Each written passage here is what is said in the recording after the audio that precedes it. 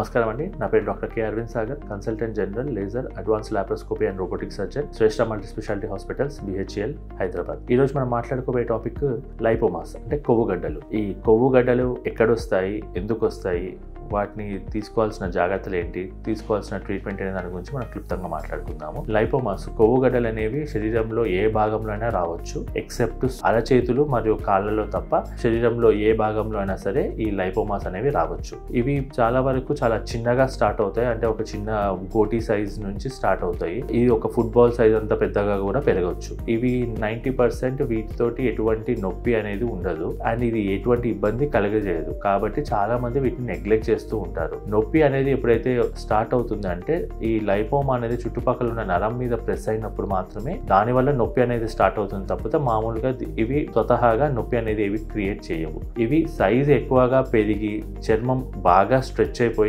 Stretch అవ్వలేని situations లో నొప్పి అనేది కూడా మనం చూడవచ్చు. ఇవి శరీరంలో ఎక్కడైనా ఉంటాయి, చాలా సాఫ్ట్ గా ఉంటాయి, టచ్ చేసినప్పుడు చాలా సాఫ్ట్ గా ఉంటాయి, ఎటువంటి నొప్పి అనేది ఉండదు. ఫ్రీగా మనం చర్మం కింద అటు ఇటు మూవ్స్ కూడా చేయవచ్చు. చాలా వరకు ఈ లైపోమాస్ ని మనము నెగ్లెక్ట్ చేస్తూ ఉంటారు. కొంతమందికి 1-2 ఉండొచ్చు, కొంతమందికి ఏకంగా 50-60 లైపోమాస్ కూడా శరీరం మీద ఉండొచ్చు. ఇవి మనము కంపల్సరీ ఒకసారి డాక్టర్ తో ఎగ్జామినేషన్ చేయించుకోవాలి. చిన్న సైజ్ లైపోమాస్ అంటే 1 సెంటీమీటర్ 2 సెంటీమీటర్స్ లైపోమాస్ ఉంటే వాటిని ఎటువంటి ట్రీట్మెంట్ అవసరం లేదు, ఎటువంటి మందులు కూడా వాడాల్సిన అవసరం లేదు. కానీ లైపోమాస్ కి మోర్ దెన్ 3 సెంటీమీటర్స్ అంటే 3 సెంటీమీటర్ల కంటే ఎక్కువ సైజు ఉన్నప్పుడు, జాయింట్స్ దగ్గర ఉన్నప్పుడు, లేకుంటే ఆ లైపోమా వల్ల నొప్పి అనేది స్టార్ట్ అయినప్పుడు, అక్కడ ఉన్న స్కిన్ అనేది కంప్లీట్ గా స్ట్రెచ్ అయ్యి అక్కడ నొప్పి అనేది ఏర్పడుతున్నప్పుడు, ఆర్ లైపోమా కొవ్వుగడ్డ ఏదైతే ఉందో అది చాలా ఫాస్ట్ గా పెరగడం అనేది జరుగుతున్నప్పుడు కంపల్సరీ వాటికి సర్జరీ అనేది అవసరము.